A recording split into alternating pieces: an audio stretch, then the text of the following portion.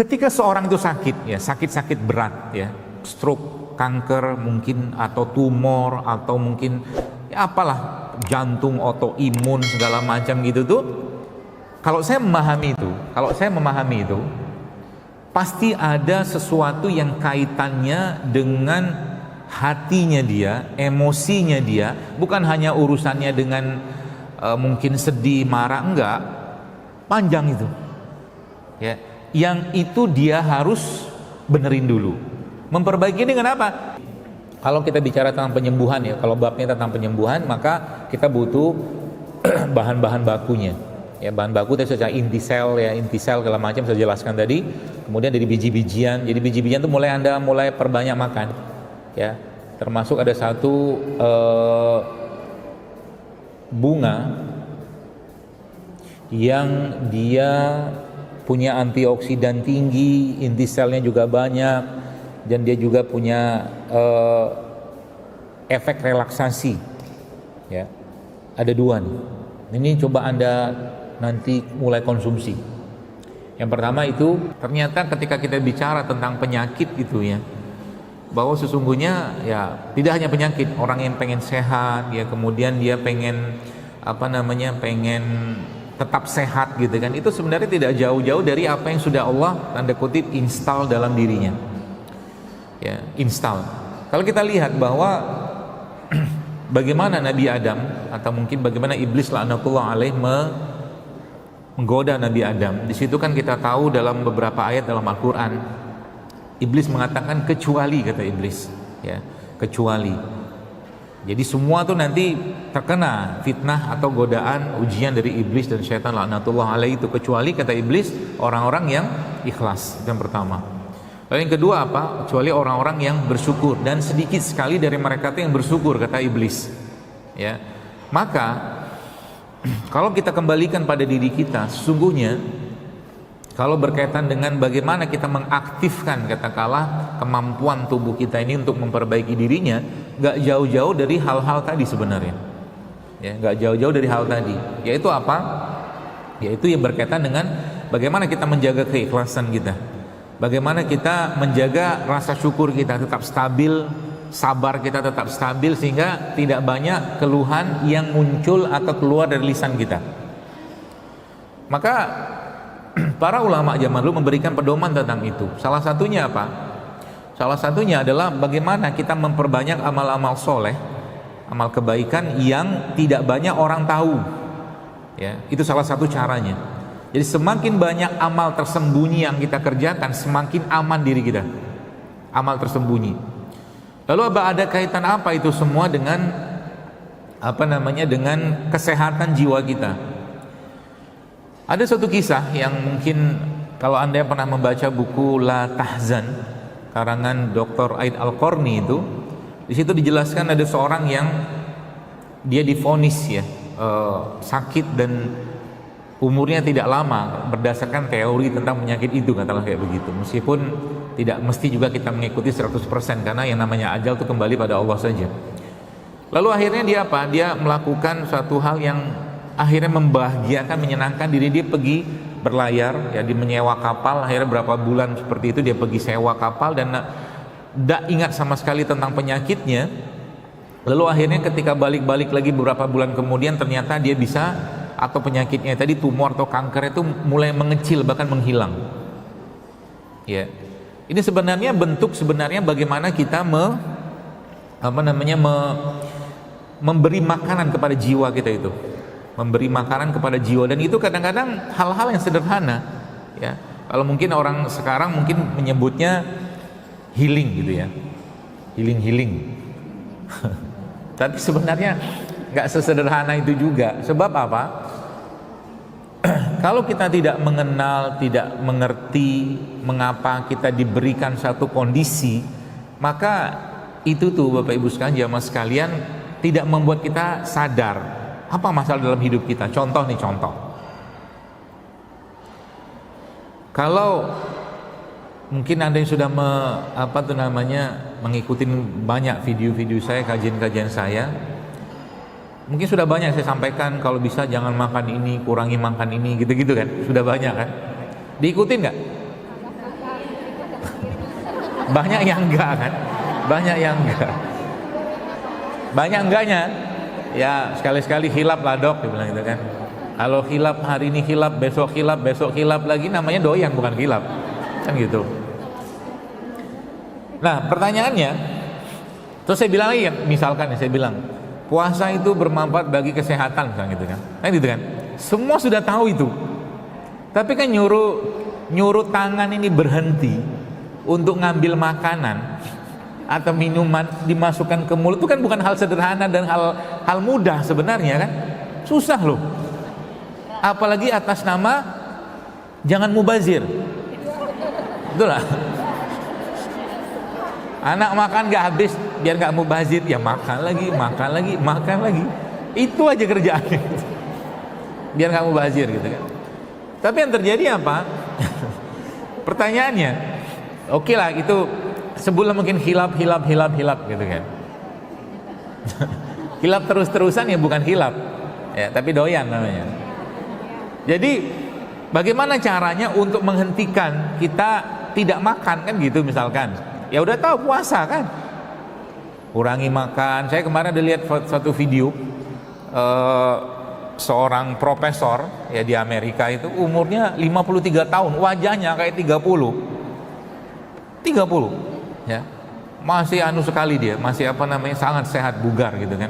Dan ternyata judulnya rahasianya apa coba, cuman dia katakan saya tuh makan sekali sehari doang, dia bilang. Cuma sekali sehari. Tapi makannya bener. Ya bukan ngasal. Kita ini kan banyak makan itu ngasal. Ya, kerupuk gitu kan. Makan kerupuk satu bungkus gitu. Terus makan lagi macam-macam lah gitu kan. Makannya kalau mungkin kita bilang tuh bukan makanan yang padat nutrisi, tapi padat rasa. Rasa buat lidah tapi nggak padat gizi gitu lah. Jadi cerita tuh itu sebenarnya ada metodenya sebenarnya ya. Namanya tuh one meal a day. Makan sekali sehari. Tapi yang dimakan itu bergizi tinggi. Ya, tidak masalah sebenarnya. Makanya sebenarnya yang saya pahami dan pelajari, nggak ada kaidahnya kita tuh makan 3 kali sehari, itu nggak ada. Jadi kalau anda sudah paham sebenarnya makan tuh kapan? Kalau perlu ya makan. Kalau nggak perlu nggak usah makan. Kan gitu sebenarnya. Cuman kan nggak semudah itu. Godaannya kan banyak. Seringnya kita perlu nggak perlu kita makan. Seringnya begitu. Jadi jamaah sekalian, tadi kembali ke bagaimana caranya Allah untuk membuat kita berhenti makan. Nah akhirnya kan muncul sakit misalkan. Sakit itu kalau yang paham sakit, apa yang terjadi waktu kita sakit? Kan ditarik selera makan kita. Ditarik selera makan kita. Akhirnya apa? Makanan gak berselera. Akhirnya yang terjadi apa? Kan puasa. Dipaksa puasa. Dipaksa gak banyak makan yang sebelumnya banyak makan. Kan gitu. Oke. Lalu apa lagi? Waktu sakit, apa yang Allah kerjakan dengan tubuh kita? Atau apa yang Allah berikan kepada tubuh kita? Salah satunya adalah diperbanyak tidurnya kita, ya kan? Orang sakit kan makannya sedikit, tidurnya banyak. Itu kan gaya bayi. Bayi itu kan sebenarnya tidurnya juga banyak, meskipun makan juga banyak gitu ya. Yang maksud saya itu gaya-gaya atau mungkin hal-hal yang sifatnya apa tuh namanya yang sifatnya itu apa mendetoks ya, mungkin pembersihan ya. Itu tuh sebenarnya sudah ada dalam lagi-lagi diri kita yang sudah Allah berikan ya. Tidur misalkan, kalau kita bahas tidur sedikit, apa manfaat tidur? Atau mungkin nggak usah tidur dulu deh, terlalu jauh. Contoh mungkin matahari. Lihat matahari itu, bukan menatap mataharinya sih ya, misalkan. Itu Bapak Ibu sekalian, jamaah sekalian, itu banyak sekali manfaatnya. Mulai dari apa? Dia bisa merangsang tubuh untuk memicu gen-gen awet muda. Itu melihat matahari. Kemudian apa lagi? Dia bisa memicu untuk memetabolisme hormon, melihat sinar cahaya matahari itu. Makanya ini bukan peringatan tapi nasihat saja. Jangan suka sering-sering. Jadi segala manfaat matahari, misalkan dari endorfin, melatonin, hormosis, sirtuin, autofagi, berlimpah manfaat ketika mata kita tuh melihat matahari, itu semua tidak akan kita dapatkan kalau pakai kacamata hitam. Paham ya? Kacamata hitam, kecuali Anda memang butuh banget. Tapi kalau saya dari dulu nggak suka pakai kacamata, apalagi kacamata hitam. Kenapa? Yang nggak dapat akhirnya apa, kan seperti gelap ya, padahal nyerap mata kita tuh nyerap cahaya matahari itu sudah sebenarnya suatu bentuk proses penyembuhan sebenarnya. Ngelihat matahari, ngelihat cahaya ya, bukan lihat matahari, ngelihat cahaya matahari. Bahkan itu menjadi salah satu hal yang sangat sering dilakukan Rasulullah SAW kalau beliau keluar rumah lalu beliau menatap langit, melihat cahaya, melihat langit yang luas itu. Ini bisa dipraktekin nanti kalau pulang, pandangin matahari, pandangin langit ya, dengan cahaya yang siang nanti kan jam 11, jangan lihat mataharinya, lihat cahayanya aja. Itu sambil Anda berdoa. Ada doanya. Apa doanya? Allahumma inni a'udzubika an adilla au udhalla au azilla au uzalla au azlima au uzlama au ajhala au yujhala alayya. Itu doanya. Nanti di browsing ada kok. Allahumma inni a'udzubika an adilla au udhalla. Aku berlindung padamu dari disesatkan ya, dan menyesatkan orang lain. Itu doanya. Ini sebenarnya benteng, seperti kalau mungkin kita bilang jampi-jampinya kita ya. Jadi sebenarnya doa itu adalah jampi-jampi syar'i sebenarnya, doa itu. Jadi semakin banyak seseorang itu berdoa, Bapak sekalian, semakin terlindunglah jiwanya ya, bahkan raganya. Seperti itu. Allahumma inni a'udzubika an adilla au dhalla au azilla au zalla, dari digelincirkan dan menggelincirkan orang lain, kemudian dari menzolimi, au azlima au uzlama, dari menzolimi dan dizolimi orang-orang lain ya. Dan yang terakhir au ajhala au yujhala alayya ya, dari dibodohin dan membodohin orang lain. Itu doa perlindungan sebenarnya ya. Dan supaya apa? Supaya hati kita itu sebenarnya dijaga untuk selalu luas hati ya. Kenapa hati itu harus luas? Karena begini, saya tuh sebenarnya pengen bikin kajian judulnya itu apa ya, seperti baju yang saya punya. Saya punya baju judulnya feeling deleting, perasaan dihapus gitu.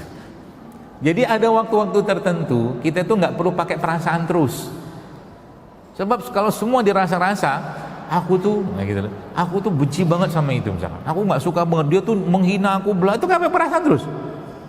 Makanya Nabi membatasin untuk marah. Nabi itu marah, pernah nggak? Marah kalau urusan agama. Tapi pun urusan agama pun Nabi ngeliat-liat dulu siapa yang mau dimarahin.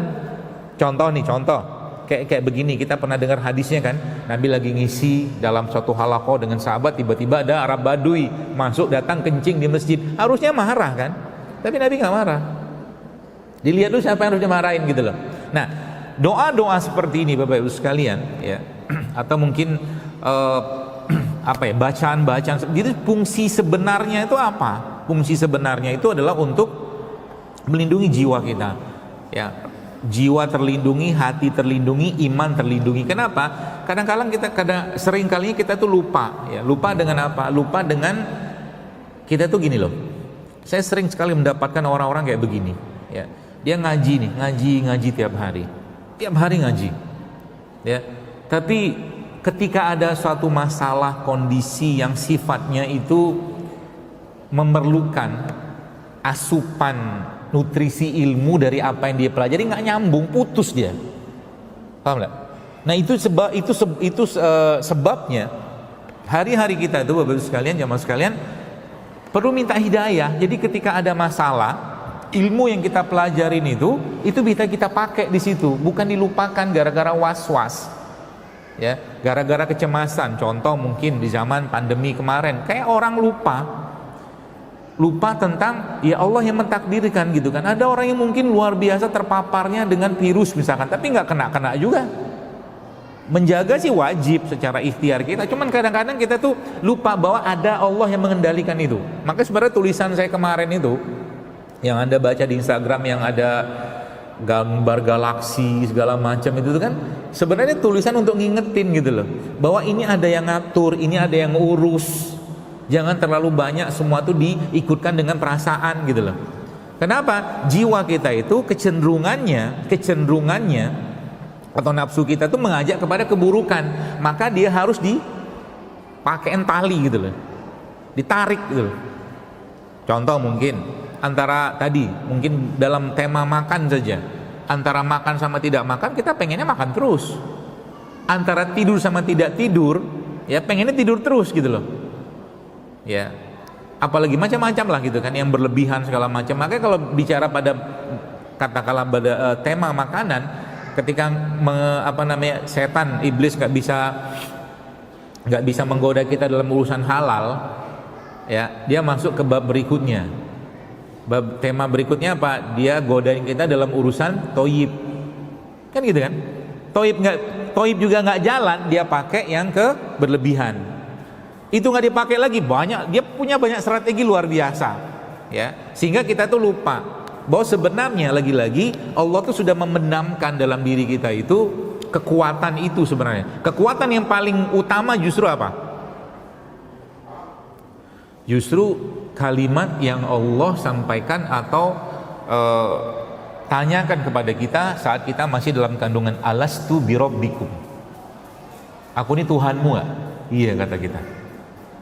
Bukankah aku Tuhanmu? Kata Allah gitu kan. Semua bayi yang ada atau janin yang ada dalam kandungan ibunya itu ditanya sama Allah, alastu birabbikum. Terus kita menjawab apa? Qalu bala syahidna. Benar ya Allah, kami bersaksi engkaulah Tuhan kami. Jadi kalau ditanya berarti kekuatan yang terbesar dalam diri kita dalam konteks penyembuhan apapun sebenarnya itu kekuatan apa? Kekuatan tauhid, kekuatan akidahnya kita. Itu kekuatan paling utama. Saya katakan wallah, tinggal kita pakai fitur-fiturnya, tanda kutip. Ya, fitur-fiturnya. Apa fitur-fiturnya itu? Fitur-fiturnya itu yang bagaimana tentunya yang Nabi ajarkan. Contoh nih. Keimanan kita, keyakinan kita pada Allah tentunya harus selaras dengan bagaimana Allah menjelaskan dirinya, menjelaskan siapa sosok zat yang kita sebut Allah itu. Contohnya begini, contoh ya, Nabi menjelaskan bahwa Allah menurunkan 100 rahmat, kata Rasulullah SAW. Satu rahmat itu atau kasih sayang dan cintanya Allah kepada makhluk, kepada kita itu Allah turunkan di bumi, dan nanti 99-nya di surga, di akhirat, kan gitu. Artinya apa? Kekuatan iman kita itu, kekuatan akidah kita itu, dan kekuatan sebutlah mungkin penyembuhan tadi, itu harus relate banget dengan bagaimana sosok zatnya Allah Azza wa Jalla ini, yaitu apa? Kasih sayang. Bagaimana kita bisa mengimplementasikan ini?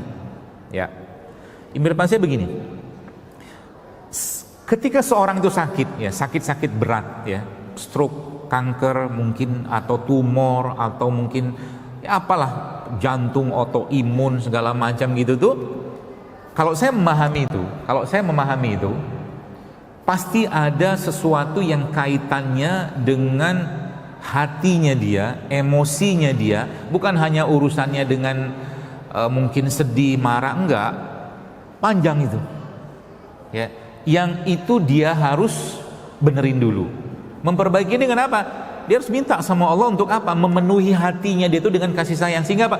Dendamnya udah nggak ada, bencinya udah nggak ada, yang muncul tuh kasih sayang. Itu salah satu contohnya.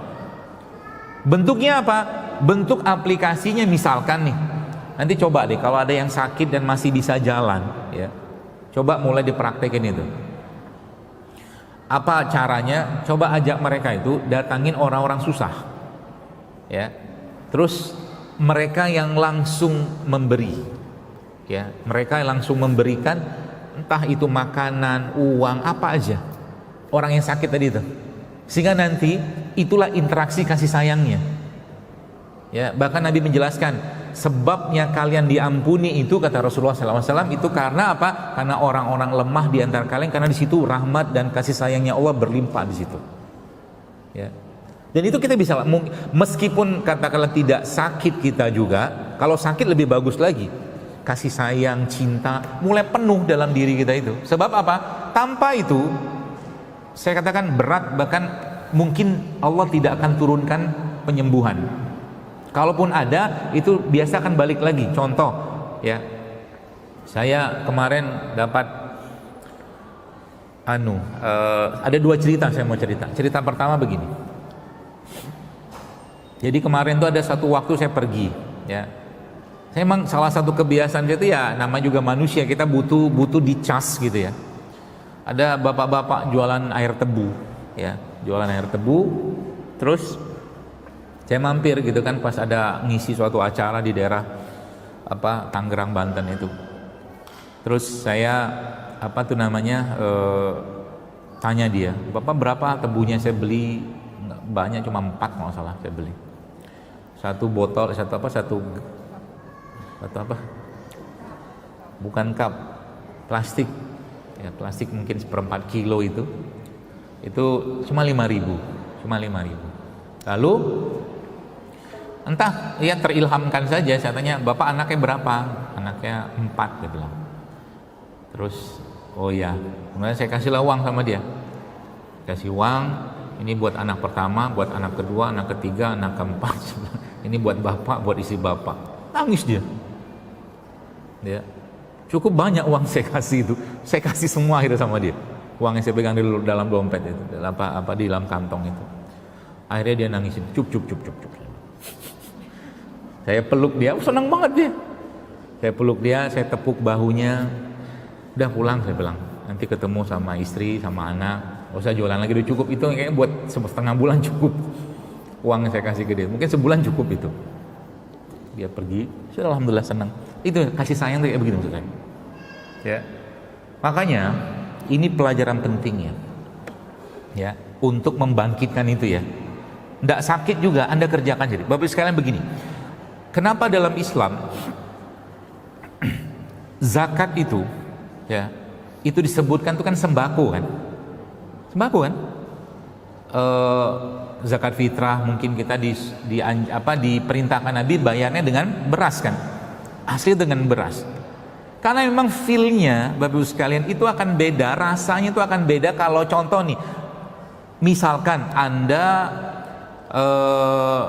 memberikan atau belilah mungkin beras 2,5 kilo lah misalkan ya, atau 3,5 kilo itu sebulan mungkin harganya 100.000 misalkan. Cobalah beli beras itu ya dengan harga segitu, dengan Anda membawa uang 100.000, kasihkan ke orang, rasanya beda loh. Karena itu kehidupannya dia, paham nggak? Membelikan beras atau memberikan beras sebanyak itu tuh sama ngasih uang sejumlah yang sama dengan beras, itu feel-nya beda di kita. Beneran. Nah itu tuh saya katakan memberikan hadiah itu memang pada titik pada konteks tertentu dalam syariat itu diperintahkan kita memberinya sembako. Ya, apa bahan makanan pokok yang kita pakai gitu loh. Karena memang rasa kasih sayang, cinta, ya. Kemudian kayak kita seperti mungkin bahasa sekarang tuh ngeblend gitu kan. Ngeblend dengan orang kita beri itu kan memang hanya bisa didapatkan dari apa yang dia biasa makan tiap hari, salah satunya, ya. Seperti itu. Jadi itu yang pertama, ya. Tadi ceritanya itu. Cerita yang kedua, ya. Ini sebenarnya kita coba ya mulai jiwa tuh dididik gitu kan. Untuk jiwa kita, hati kita tuh dididik untuk apa? Untuk dia semakin banyak merasakan getaran-getaran kebesaran Allah, getaran-getaran kasih sayang Allah di segenap penjuru langit, bahkan diri kita sendiri, sebagaimana Al-Fusilat menjelaskan itu, sehingga apa? Gampang banget tersentuh. Itu bagus itu. Ya. Dok, saya pernah itu, dia bilang. Ada si orang mungkin ya, ketika dia mendengarkan Al-Quran, tiba-tiba dia menangis dengan terharu luar biasa. Ternyata ayat ini baca tentang pernikahan, kan nggak nyambung. Yang saya maksudnya itu ayat-ayat yang kaitannya dengan jiwa kita tuh jadi bergetar, takut ya dengan ancaman Allah, siksa Allah gitu maksudnya. Ya.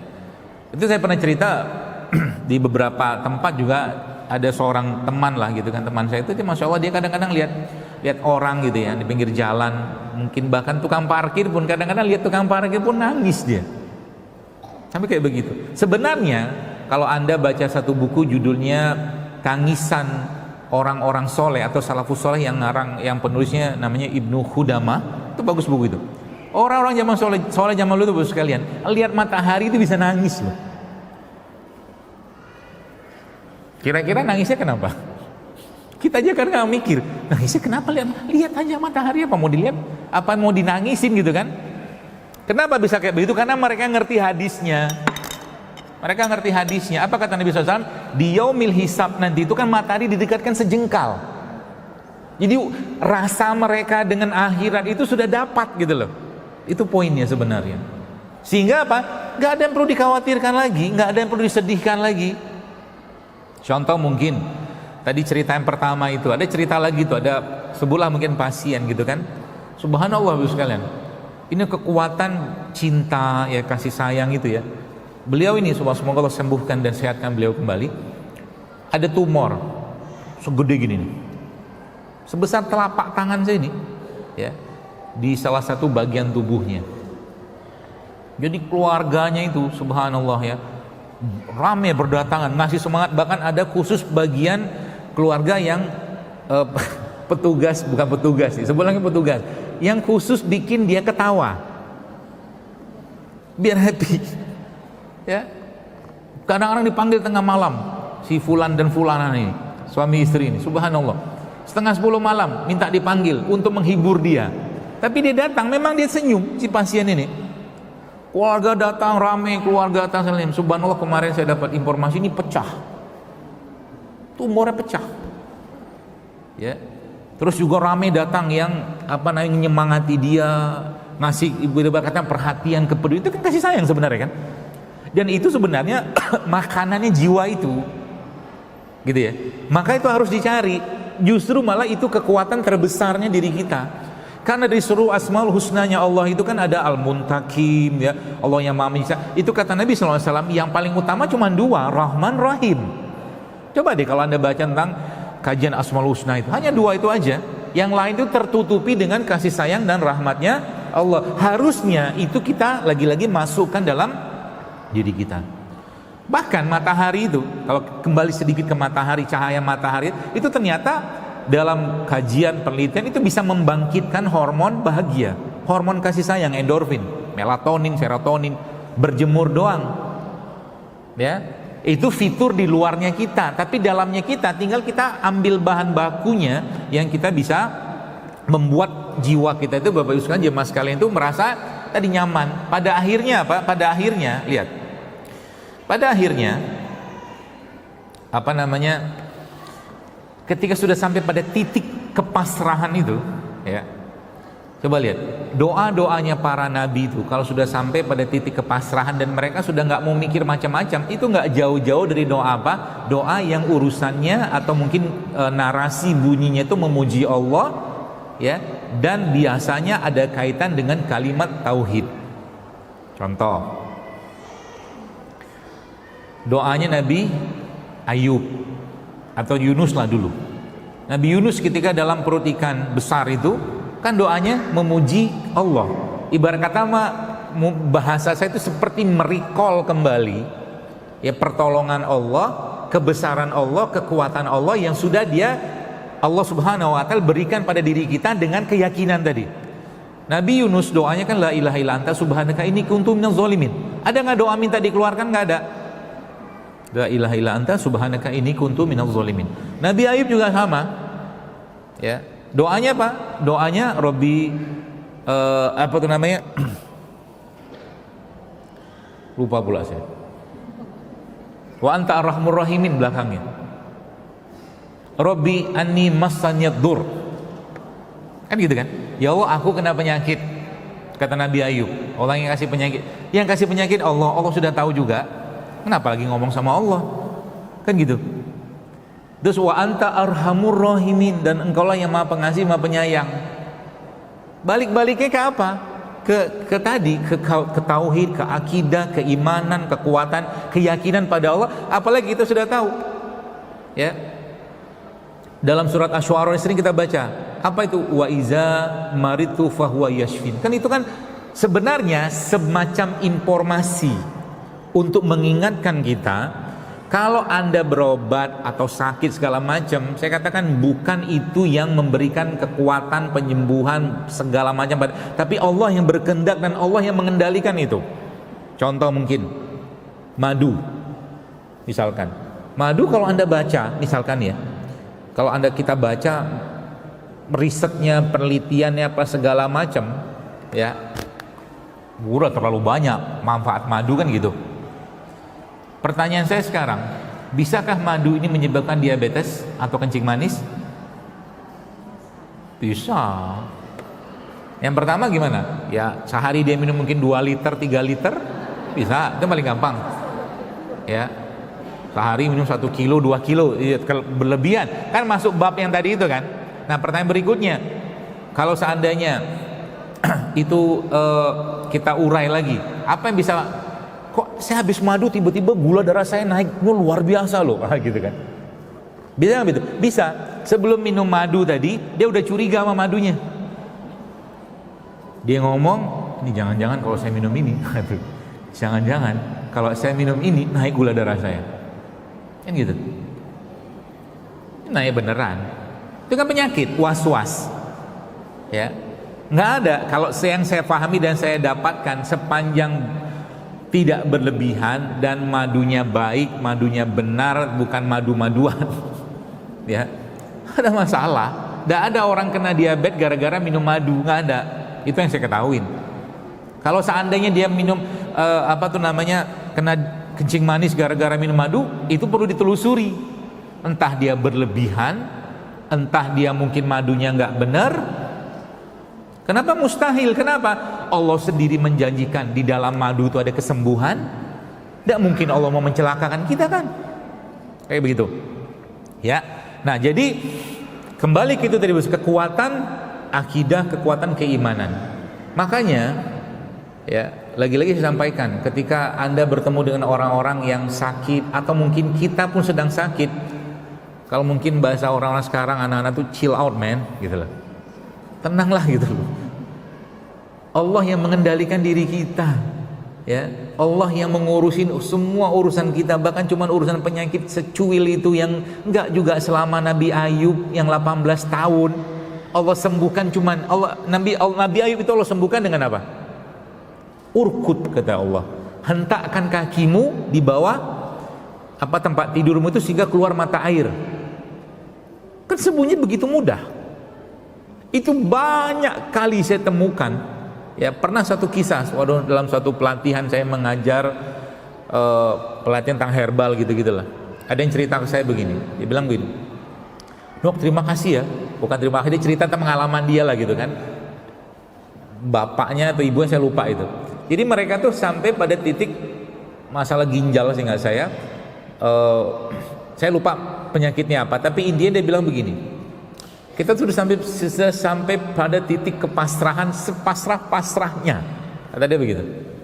Lalu apa yang terjadi? Tiba-tiba entah kayak gimana, dia bilang, kami tuh melihat depan rumah kami itu ada pohon kelor. Terilhamkan gitu kan, minum rebusan daun kelor. Subhanallah, akhirnya minum daun kelor, sembuh tuh sakitnya. Udah ditanam Allah sekian lama di depan rumahnya, tapi nggak Allah ilhamkan. Kenapa? Belum sampai ke titik pasrah. Nah, kepasrahan kita tentang penyakit, tentang kondisi kita itulah bentuk sebenarnya keyakinan atau keimanan kita kepada Allah Subhanahu wa taala. Itu poinnya. Jadi lagi-lagi kekuatan terbesar itu justru malah keimanannya kita. Ya, dan itu bagaimana caranya sebenarnya? Ya, itu digali atau mungkin dikuatkan lagi-lagi dengan amal soleh. Ya. Amal soleh, amal baik kita, baik pada diri kita sendiri, keluarga ataupun pada orang lain, itu yang nanti akan menjadi kekuatan terbesarnya kita, sehingga nanti apa? Ya Allah, ngomong sama Allah, Kalau sakitku ini membuat engkau semakin ridho kepadaku ya Allah, maka aku ikhlas. Sambil senyum. Dan jika sakitku ini Allah membuat engkau makin cinta, makin sayang kepadaku, membuat semakin banyak dosa-dosaku engkau gugurkan, maka aku ikhlas. Aku ridho ya Allah. Kalau udah kayak begitu, kira-kira Allah sembuhin nggak? Biasanya Allah sembuhin. Allah sembuhin. Kenapa? Dia sudah sampai pada titik apa ya? Penghambaan tertingginya, udah pasrah sepasrah-pasrahnya. Itu yang sebenarnya Allah inginkan. Makanya sakit itu ya, kalaulah seseorang itu kena sakit, kita mulai akan berpikir, jadi sebenarnya sakit itu rahmat atau ujian. Tergantung kita menilainya. Ya. Kalau sudah naik level pada tingkat awal, pasti kita akan ngomong itu ujian. Pasti. Aku dapat ujian sakit nih, padahal gara-gara ulah dia aja tiap hari makan gak bener misalkan gitu ya. Kan gitu. Tapi nanti udah naik imannya, ya, naik kepahaman ilmu tentang agamanya, maka apa yang terjadi? Dikatakan, baru saya sadarin ternyata saya bersyukur sekali dikasih penyakit itu. Itu yang Allah inginkan. Ya, makanya kan kita sering dengar hadis Nabi menjelaskan bahwa urusan seorang mukmin itu mengagumkan, kata Nabi. Dapat nikmat dia bersyukur, dapat ujian dia bersabar, itu aja. Dan membuat dia apa? Tenang setenang-tenangnya. Itulah iman, itulah akidah, itulah keyakinan kita pada Allah. Apa mau dikhawatirkan? Rezeki dijamin kok. Allah udah jamin rezeki kita. Mati sama. Saya berapa kali ketemu semua orang-orang yang konsul gitu kan, sempat bertemu dan konsulan langit mungkin bahasa saya itu. Banyak yang pengen ketemu, saya bilang saya nggak bisa akomodir semua, tapi kadang-kadang beberapa yang ketemu itu dia berdoa gitu kan, ya Allah semoga saya bisa bertemu dengan Dr. Zaidul untuk konsul. Ketemu beneran itu. Ada satu kali itu saya mau ke arah Depok, mau makan sih nggak saya, terus akhirnya ya kuasa Allah gitu kan, Allah gerakkan saya membelok ke kanan ke arah Pasar Minggu. Lagi saya makan di resto di situ tuh, tiba-tiba ada bapak-bapak nyamperin, dokter saya boleh konsul, tanya nggak? Boleh, silakan. Saya bilang, saya lebih senang dikonsulin daripada diajak foto. Saya bilang, ada manfaatnya daripada foto. Ya. Terus dia cerita ibunya, bapak kenapa bisa ketemu saya? Saya bilang gitu sama dia. Nggak tahu dok, adalah 2 hari 3 hari ini dia bilang saya doa supaya saya bisa bertemu dengan dokter. Dia bilang saya mau tanya tentang kondisi ibunya yang kena kanker tumor. Saya jelaskan segala macam, senanglah dia, mulai tenang segala macam, begini segala macam. Nah itu kekuatan doa lagi kan, itu kekuatan terbaiknya.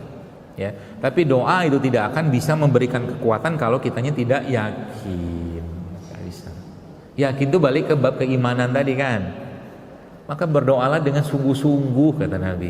Jangan tergesa-gesa. Siapa tuh orang tergesa-gesa ya Rasulullah? Kata para sahabat, orang-orang yang berdoa lalu mereka mengatakan, ya Allah aku sudah berdoa tapi kenapa nggak dikabul-kabulin? Itu confirm tidak akan dikabulkan doanya. Jadi kalau doa belum dikabulin, sabar. Sabar aja. Ya. Dan mungkin gaya kita ngomong sama Allah itu yang perlu diperbaiki ketika kita berdoa. Ya, perlu diperbaiki.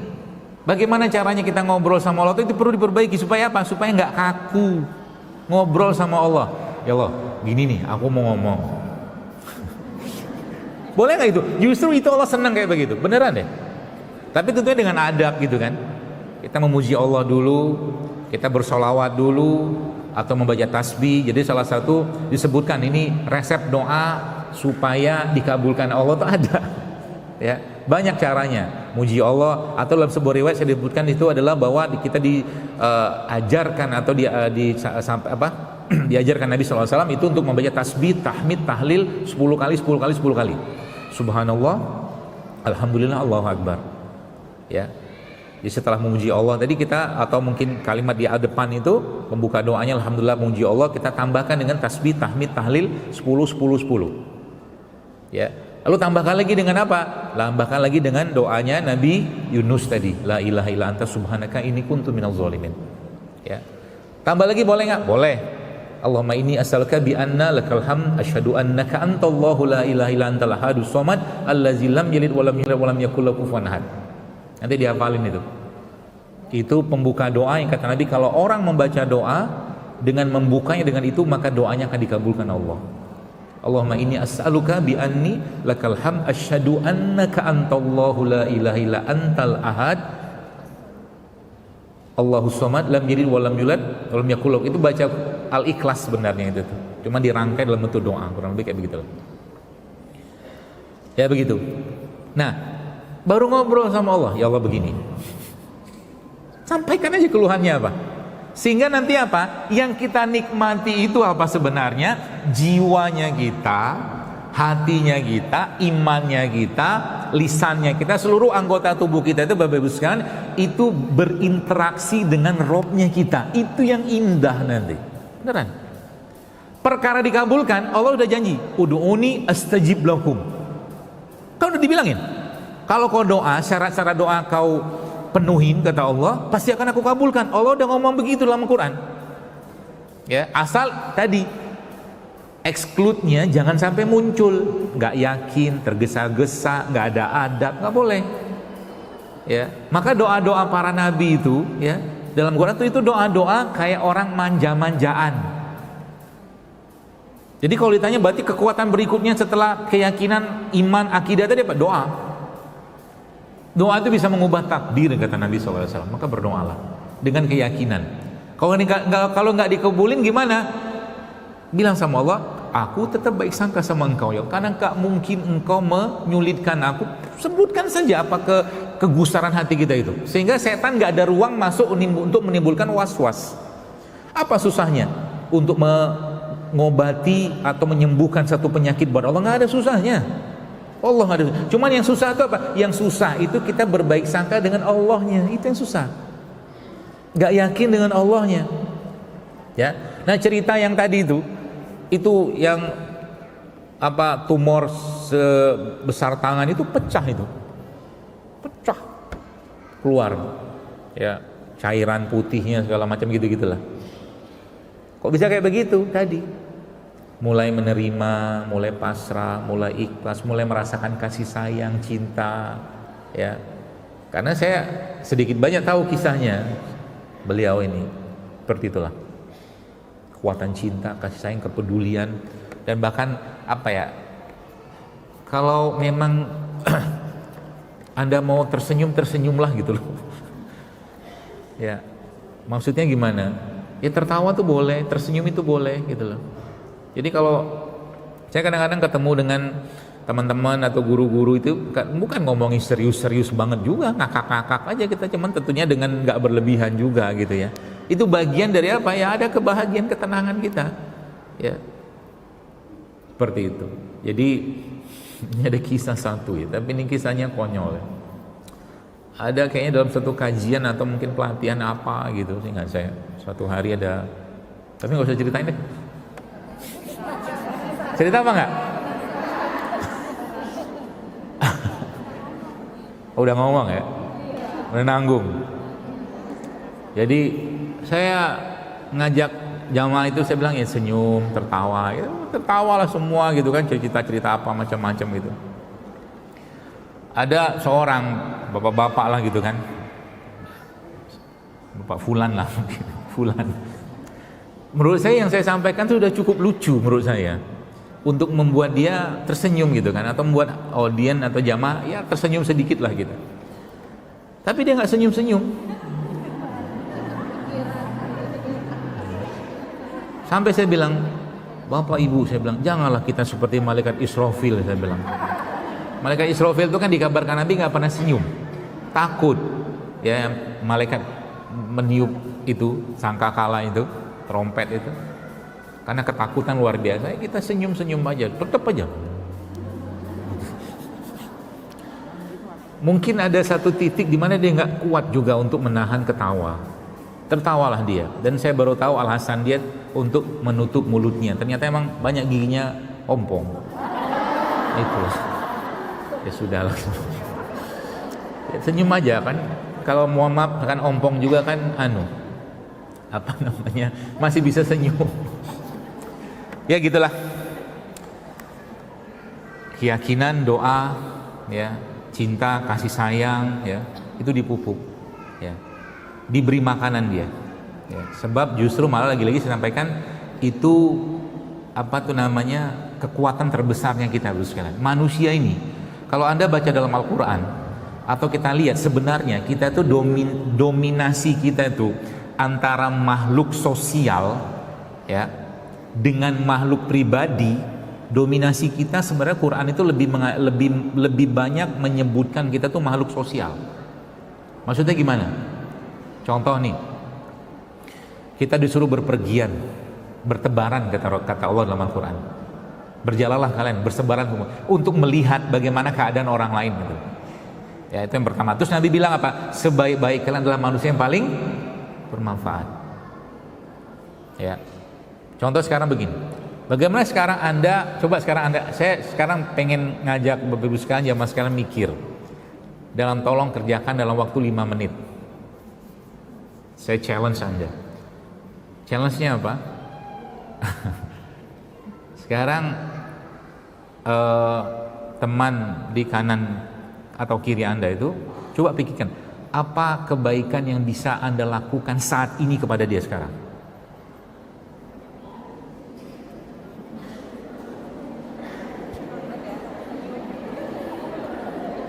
Kebayang nggak? Oke, senyum. Coba senyumin. Nah, senyumin. Apa lagi kira-kira? Kasih dia hadiah kan? Saya nggak punya hadiah, Dok. Saya minta madunya untuk kasih hadiah buat teman saya. Boleh nggak? Boleh, ambil beneran, ambil. Ada yang mau? Nah begitu kita dikasih peluang nggak mau diambil. Ada yang mau nih? Ambil tapi kasih buat orang, bukan buat Anda. Coba latihan, ambil. Saya hitung sampai 5. Kalau enggak, saya tutup penawarannya. 1, 2, 3. Bukan buat Anda ya, kasih temannya. Enggak buat Anda, kasih temannya. Kan temanya berbuat baik. Janganlah jadi pelit pula.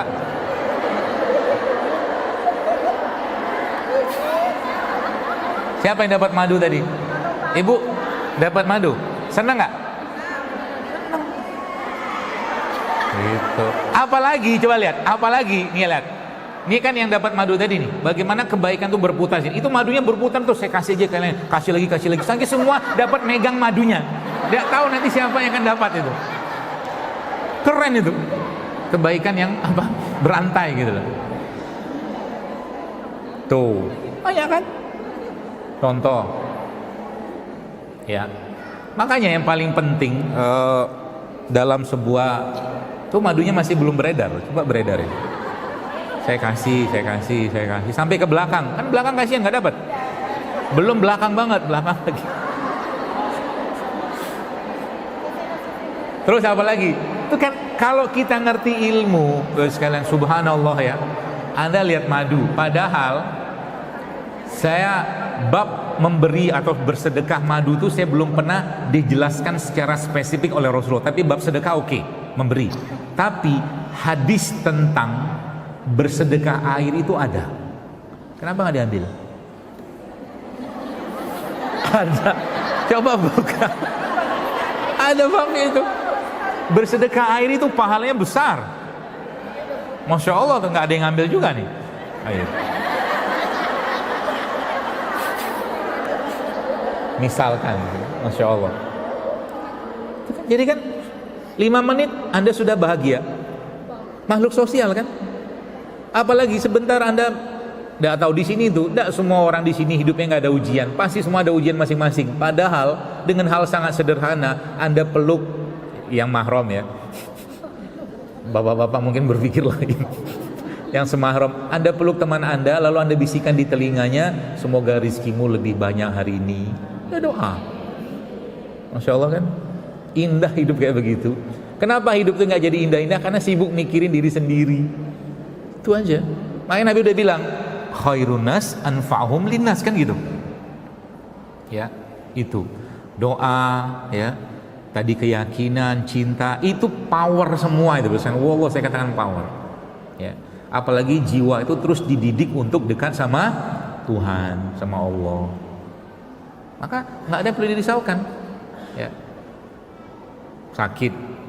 Saya berapa kali ketemu orang-orang yang mungkin bahasa orang sekarang tuh apa, overthinking kali ya. Overthinking itu kan semua dipikir. Semua dipikir, jika maka, kalau begini gimana, semua dipikir sama dia. Ya. Ada orang yang sakit itu saya bilang gini sama dia, Bu, tenang aja Bu. Sakitnya juga nggak berat-berat banget. Saya bilang gini sama dia. Apa saya bilang? Dengan atau tanpa penyakit ini, ibu pasti mati. Betul kan? Mungkin dia kaget, kok kayaknya sarkastik banget kalimat saya tadi. Tapi akhirnya dia tersenyum. Iya benar juga. Terus apa mau dikhawatir? Kita ikhtiar. Yang kasih kesembuhan juga Allah kok. Belum tentu juga berobat sama si fulan sembuh, sama si fulan belum tentu. Kalau Allah belum ridho waktunya sembuh, nggak sembuh itu. Sehingga apa? Ngapain menggantungkan diri kita kepada sebab, sedangkan kita punya pemilik sebab yang pemilik tadi tidak perlu sebab. Paham ya? Allah nggak perlu sebab, cukup dengan kun jadi semua. Fayakun, kan gitu. Jadi tenang hidup. Ya. Sampai cerita tentang, jadi gini. Saya cerita ya, supaya mudah-mudahan menginspirasi. Ini kita udah lama sebenarnya, tapi saya cerita buat Anda itu, kita itu punya semangat untuk memunculkan apa ya, cinta, kasih sayang, ya, rahmat Allah itu kita sebarkan. Dalam suatu acara waktu itu, lama sudah, cukup lama, Ramadan. Waktu zaman saya masih suka buka bersama. Sekarang nggak suka lagi buka bersama. Ya, kalau buka di mana? Di rumah aja sama keluarga, karena Ramadan itu bulan keluarga. Ya, kecuali mungkin kita memang ada uzur, ada penting banget, oke lah. Tapi kalau bisa itu lebih baik di rumah sama keluarga. Oke. Ada acara besar yang hadir sekitar 1.000 orang. Oke. Terus saya mikir, saya nggak diundang ke sana. Terus saya mikir, ini apa kira-kira kebaikan yang saya bisa lakukan di sana. Ya. Lalu akhirnya apa? Saya beli kurma 1 dus. Saya bilang saya mau bawa ini untuk nanti diapain. Kita dengar ceritanya. Saya belilah kurma. Kurma itu harganya mungkin 400 ribuan 1 dus. Saya beli 2. Terus saya bilang sama panitia, coba kurma ini dilelang. Saya bilang hasil lelangannya buat pondok. Saya bilang dilelang sampai tembus kurma itu 10 juta sih kan, 1 dus itu. Uangnya kita semua buat pondok gitu kan. Terus akhirnya apa? Akhirnya terus berlanjut tuh. Ya. Saya bilang setelah dapat itu, Bu, karena itu udah ada 2 orang ibu yang beli itu, beli 10 juta itu. Biar ibu dapat pahala sempurna, saya bilang, kurma ini kita bagiin, saya bilang. Bagiin tuh, semua dapat kurma. Dari 2 orang yang beli kurma tadi itu. Terus subhanallah Bapak sekalian, setelah mereka dapat dibagikan semua dapat 1, cukup 1. 1 orang dapat 1 kurma. Stop, saya bilang. Kita di sini sebelum Anda makan nanti buka puasa, stop, berhenti dulu. Saya ngomong sama nitianya. Kurma yang Anda mau makan itu, saya bilang, Anda bagikan ke teman kiri atau kanan Anda untuk Anda tukaran kurma, berbagi kurma. Kenapa? Karena memberi makan orang berbuka itu sama juga kita dengan mendapatkan pahala dia berpuasa. Kita lihat. Gitu kecerdasan kita itu kita harus didik terus. Ya, untuk apa? Mikir kira-kira apa nih kebaikan yang saya bisa lakukan di sini, di tempat ini gitu. Sehingga apa? Hati kita harus terus ya apa ya, ngeluping mungkin otak kita itu. Mikir apa lagi kita bisa lakukan, kita bisa seperti itulah. Ya. Jadi itu kekuatan-kekuatan itu tuh. Itu bisa, semua bisa lakukan kok, tenang aja. Ya, semua kita bisa lakukan. Nah, kemudian apa lagi selanjutnya Bapak sekalian? Jadi sebenarnya kalau bicara secara keimanan gitu ya, tadi ada doa ya, ada kasih sayang, keyakinan. Sebenarnya dalam tubuh kita sendiri secara fisiknya tadi itu sudah saya jelaskan di awal tadi, dia juga punya kemampuan self healing. Ya.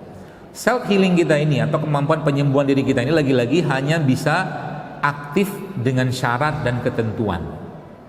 Contoh, tadi saya jelaskan, ada mungkin ini sudah kita sering dengar juga istilah misalkan tentang autofagi. Autofagi itu kan sel-sel tubuh kita memakan sel yang rusak. Nah, itu hanya bisa kita dapatkan atau kita rasakan manfaatnya. Jadi manfaat autofagi itu apa? Banyak sekali. Ya, saya coba jelaskan ya. Dia bisa membersihkan patogen-patogen dalam tubuh kita. Patogen itu apa ya? Zat-zat atau bahan-bahan atau sesuatu yang berbahaya, mungkin mikroorganisme segala macam. Kemudian apa lagi? Dia bisa menjadi pembakar lemak, autofagi itu. Ya. Karena apa lagi? Dia bisa mendegradasi lemak-lemak yang nempel di organ-organ, biasanya misalkan di liver. Dia bisa membersihkan plak di jantung. Kemudian dia juga bisa memperbaiki mikrobiom. Mikrobiom itu bakteri-bakteri yang ada khususnya dalam pencernaan kita. Ya. Kemudian apa lagi? Dia bisa menurunkan peradangan. Ya. Kemudian apa lagi? Dia bisa memperbaiki menguatkan imunitas, autofagi itu. Kemudian apa lagi? Dia bisa mengencangkan kulit. Ya, autofagi. Kemudian dia bisa sebagai proteksi stres. Ya, itu manfaat autofagi. Ya. Nah, makanya autofagi itu Bapak sekalian lagi-lagi hanya bisa dirasakan oleh seseorang ketika dia merasakan lapar. Ya. Berarti kalau saya nggak puasa gimana? Anda harus kondisikan supaya tubuhnya tidak kaget. Contoh begini, kalau saya nggak mau makan pagi, sebenarnya pagi-pagi itu saya penganut penganut mazhab tanda kutip yang sebenarnya nggak perlu banget makan pagi. Kalau makan juga Anda harus sangat selektif supaya tidak membebani tubuh. Karena pagi itu sebenarnya saat yang tubuh kita masih tinggi kadar sehingga saya growth hormone. Growth hormone atau hormon pertumbuhan itu hormon yang kaitannya dengan hormon pembersih tubuh kita yang munculnya itu ketika malam. Jadi pagi-pagi itu kenapa banyak orang sekarang paginya menjadi nggak produktif? Karena pagi-pagi sudah berlimpah dengan asupan gula. Ya, sudah sering saya jelaskan itu. Nasi lah, tepung, segala macam, gula apa itu. Makanya pagi-pagi itu coba mulai biasakan tidak konsumsi sesuatu yang berkaitan sama terutama gula olahan. Ya, kalau tetap pengen makan apa? Makannya protein. Ya, contohnya apa? Telur gitu. Tambahkan juga mungkin dengan jadi jangan terlalu banyak itunya, karbohidratnya. Ya, lebih baik lagi apa? Lebih baik lagi Anda bilang sama tubuh nggak ada makan sampai nanti siang. Kalau diomongin kayak begitu, ya tubuh kita akan mengkondisikan untuk menggunakan cadangan bahan bakar yang lain yang ada dalam tubuh kita dalam bentuk lemak sebagai energi. Kalau nggak ngomong kita pasti kelaparan. Coba aja. Itu sebenarnya fungsi puasa itu dengan sahur itu sebenarnya. Tapi kalau kita nggak puasa, nggak apa-apa. Misalkan lagi nggak pengen puasa, tapi pengen nggak makan, Anda harus ngasih info ke dia supaya lambung tidak teriak. Ya, kalau lambung teriak dia pasti minta makan. Jadi akhirnya apa? Makan lagi, apalagi nih godaan camilan itu kan gede banget. Sesuatu yang manis itu godaannya besar sekali. Ya akhirnya apa? Kita nggak makan yang padat gizi, tapi justru malah yang tinggi gula. Itu, ya. Nanti siangnya baru makan. Atau kalau perlu disetting lagi. Ya, disetting lagi apa? Disetting lagi sampai sore mungkin nggak makan, nggak apa-apa. Jadi makannya sekali aja misalkan. Tinggal Anda hitung kebutuhan, sehingga saya kebutuhan kalori orang dewasa, sehingga saya sekitar 2000-an lah, 2000-an kalori kurang lebih. Jadi sekali makan kita itu, kita bisa memenuhi itu, atau mungkin tidak penuh segitu, tapi padat gizi. Sekarang dia makannya 1500, sisanya air, sayur, atau mungkin teh tanpa gula, teh hijau tanpa gula, atau kopi tanpa gula, yang menguatkan proses autofagi tadi. Ya, seperti itu. Makanya sekarang itu lagi tren tuh di dunia itu. Ya, mereka nggak makan, ada yang mereka sebutnya water fasting, tapi ini kondisional sekali ya. Tidak semua orang bisa ngerjakan. Artinya kalau Anda yang paling paham tubuh Anda. Ini saya jelaskan kaidah umum saja. Ya misalkan bagaimana cara saya membakar lemak, gampang, 24 jam minum air putih aja terus. Lemaknya akan dibakar, hormon akan di resetting lagi, ya, dengan kita menggunakan bahan bakar kita dari lemak gitu loh. Ya karena apa? Sebagian besar dari kita sudah banyak depositnya, jadi nggak usah disimpan terus menerus. Taunya dari mana? Tinggal dipegang sama pinggangnya. Kalau banyak lipatan, berarti kita banyak tabungan. Depositonya banyak. Ya, itu kalau dipakai sebagai tenaga atau bahan bakar, keren. Jangan pula dipegang-pegang sekarang. Nanti aja. Depan saya pegang-pegang, bagus. Nanti aja di rumah, lihat sendiri. Pakai baju kaos, diketahuan. Ya, ibu-ibu banyak-banyak olahraga deh. Ya, gini. Jadi kebanyakan ya sebenarnya karena Anda wanita ini kan dia ada hormon estrogen. Hormon estrogen itu salah satunya fungsinya adalah menjaga tulang, menjaga jantung, ya. Seiring dengan waktu dia akan menurun tuh.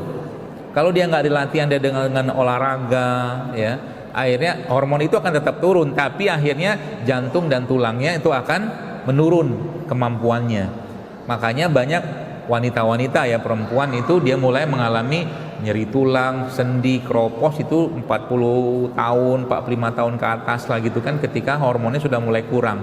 Nah makanya itu bisa diatasi dengan apa? Dengan Anda mulai latihan. Latihan apa? Olahraga. Olahraga apa? Apa saja. Kemarin saya ngelihat terscroll gitu ya. Ada seorang ibu-ibu lah, pakai jilbab. Saya cuman lihat ini siapa kok rajin banget olahraga. Kagum saya. Dia ngangkat namanya deadlift. Deadlift itu ngangkat barbel ya. Saya lihat ingin 20, 30, 50, 70, sampai 110. Kuat dia. Tapi nggak gemuk loh, nggak sterk badannya. Oh ini, saya bilang ini ibu udah tahu investasi masa depan, saya bilang. Jadi olahraga itu investasi masa depan Anda, untuk masa depan Anda tulang nggak keropos-keropos, badan tetap fit. Makanya mulai sekarang usahakan, kalau bahasa saya itu go sweat every day. Go sweat. Go sweat itu apa maksudnya? Berkeringatlah tiap hari. Entah Anda jogging kek, Anda mau sepedaan kek, Anda mau walking kek, jalan kek, apa aja, go sweat every day 30 menit sehari. Mulai dibiasakan. Ya. Dan olahraga sejatinya bukan cuman sekedar, itu menariknya. Jadi kenapa urusan tentang olahraga itu dalam Islam itu bahkan dibahas loh. Ya. Kalau kaidah umumnya Allah lebih mencintai mukmin yang kuat daripada mukmin yang lemah, ya. Salah satunya dengan cara apa? Ya tadi olahraga. Kenapa? Karena olahraga itu salah satu cara paling mudah kita untuk membangkitkan atau memicu produksi hormon bahagia. Anda pernah lihat nggak orang lagi jogging atau mungkin sprint atau naik sepeda nangis gitu kan? Nggak ada. Ya nggak ada. Olahraga tuh pasti memberikan kebahagiaan, apalagi olahraganya bareng-bareng teman, ya kita tentunya tetap terjaga aurat ya, seperti itu. Itu masya Allah efeknya luar biasa. Jadi kalau lagi hati perlu hiburan, pergi olahraga. Apa aja olahraga yang terserah deh, ya. 30 menit sehari diusahain. Ya, apalagi Anda sudah mulai perempuan ya, ibu-ibu ini Anda mulai latihan beban. Karena beban kehidupan Anda sudah banyak, coba beban yang lain gitu maksudnya. Ya. Beban beban kayak dosa aneh-aneh juga bisa kayak begini. Begini kan? Ada begini aja, ringan. 50 kali coba. Kemang juga. Tapi kemang itu yang kita, kemang apa pegel itu yang kita cari sebenarnya. Ya, ambil ini 2 atau yang 1,5 liter, gini aja terus. Jadi nanti kokoh ininya. Ya, tempat bersandar anak-anak nanti sih. Dan menantu. Ya, pakai gini-gini mudah. Hal sederhana. Ya. Dan olahraga itu sebenarnya, ya kalau kita bahas lagi-lagi kekuatan dalam tubuh kita itu dia punya efek recovery juga, ya recovery. Jadi dia memproduksi sel-sel baru juga, ya ketika kita berkeringat olahraga kayak begitu. Itu autofagi. Kemudian apa lagi Bu sekalian? Sebenarnya banyak sih. Saya akan berikan beberapa saja. Ya nanti baru terakhir masuk ke bahannya. Ya. Jadi yang paling tadi cahaya termasuk ya. Jadi melihat matahari. Jadi kalau sakit usahakan lihat matahari, bukan lihat cahaya. Ya, kalau lagi sakit. Ya, berapa lama? Ya secukupnya lah, 15-20 menit ya cukup lah. Ya jangan pagi-pagi dah masalah, kan kita nggak lihat mataharinya, kita ngelihat cahayanya kan di langit gitu loh. Itu yang kita lihat. Cahaya itu efeknya apa? Banyak. Ya, contohnya apa? Dalam beberapa yang saya dapatkan itu, cahaya itu mulai dari apa? Dia juga bisa memicu autofagi tadi itu. Autofagi. Kenapa lagi? Dia juga bisa memicu, meningkatkan atau memperbaiki pencernaan. Cahaya loh, mata kita lihat cahaya itu. Ya. Apalagi detox. Ya. Apalagi seterusnya tuh DNA atau gen repairing, perbaikan DNA. Kemudian apalagi? Membangkitkan energi dalam tubuh kita. Ya. Kemudian meningkatkan pembakaran lemak. Cahaya doang. Apalagi Anda cahayanya sambil nge-grounding. Grounding itu maksudnya apa? Nyeker. Jadi nggak pakai alas, ya, nggak pakai alas, kaki kita nyeker di atas rumput, ya, atau tanah, lalu sambil memandang bukan matahari, memandang cahaya. Itu bagus. Efeknya bagus banget. Ya, jadi kalau ada yang sakit-sakit itu tuh diajak, apalagi lagi sambil misalkan dia pakai kursi roda atau mungkin jalannya agak susah, ditemenin sambil ngobrol, cerita-cerita tentang kebaikan, nanti dia semangat dia tuh. Karena matahari itu sebenarnya justru menjadi salah satu penyemangat kita lah gitu kan, kalau pakai kaidah tadi itu. Kemudian apa lagi? Itu udah berapa tadi tuh? Udah banyak.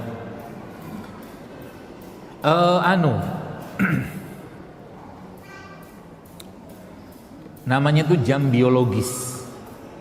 Jam biologis, circadian clock namanya. Circadian clock itu apa Bapak sekalian? Jadi tubuh kita itu sebenarnya sudah punya waktu-waktu tertentu dia untuk memproduksi hormon-hormon, ya. Dan hormon yang kaitannya dengan perbaikan, detox, repair apa segala macam itu paling banyak dihasilkannya di malam hari. Ya. Saat kita tidur.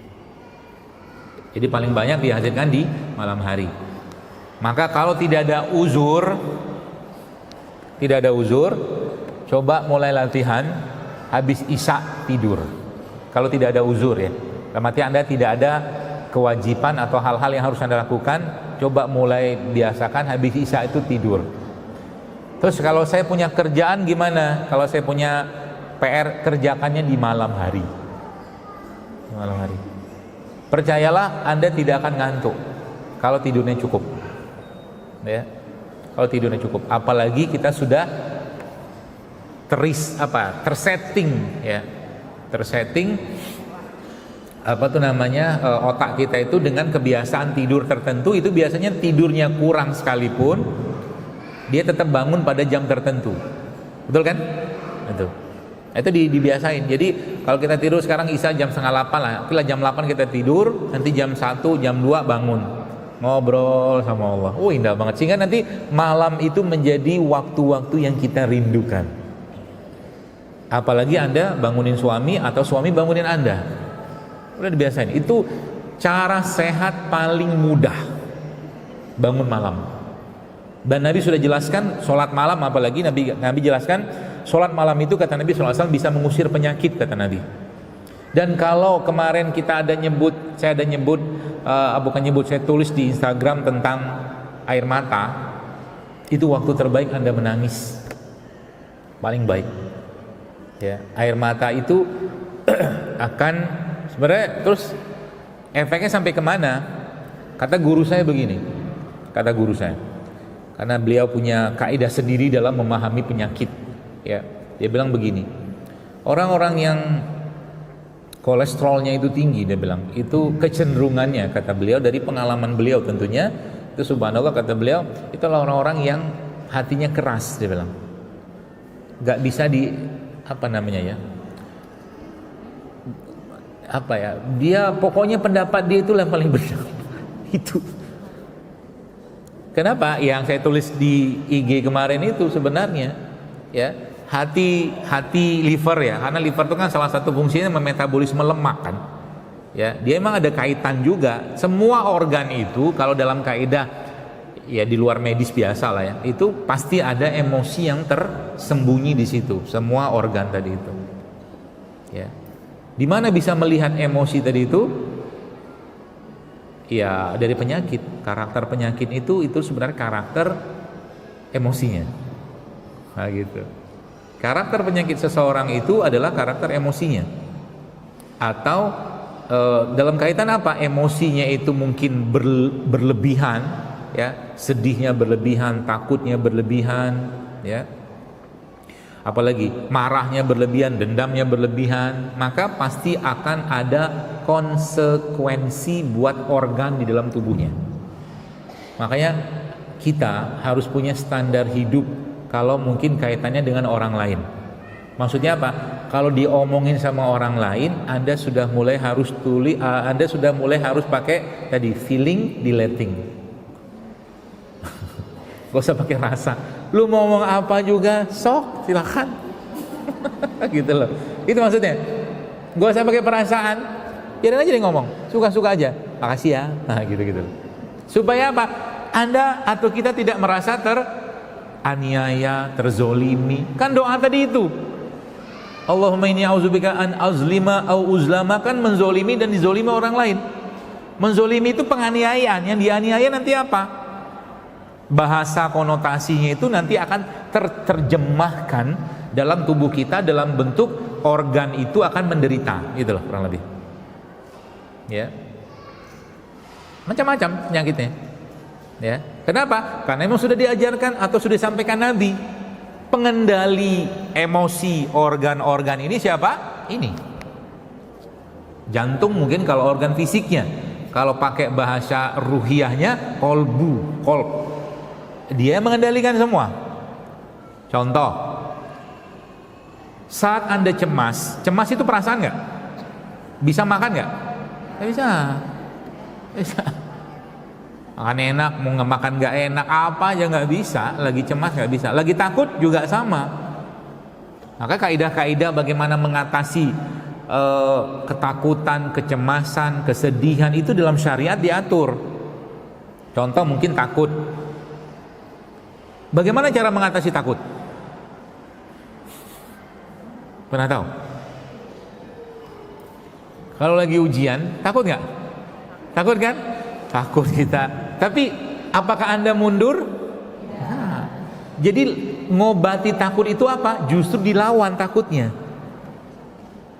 Diterabas mungkin bahasa kita sekarang. Itu obat paling terbaiknya. Takut apa? Takut ini, takut itu. Kerjain aja.